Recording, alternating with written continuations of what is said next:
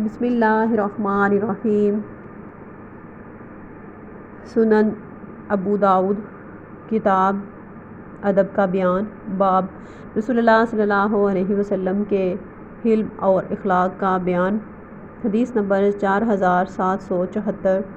ترجمہ۔ حضرت انس رضی اللہ تعالیٰ عنہ کہتے ہیں کہ میں نے 10 سال مدینہ میں نبی اکرم صلی اللہ علیہ وسلم کی خدمت کی۔ میں ایک کم سن بچہ تھا۔ میرا ہر کام اس طرح نہ ہوتا تھا جیسے میرے آقا کی مرضی ہوتی تھی، لیکن آپ صلی اللہ علیہ وسلم نے کبھی بھی مجھ سے اف تک نہیں کہا اور نہ مجھ سے یہ کہا تم نے ایسا کیوں کیا یا تم نے ایسے کیوں نہیں کیا۔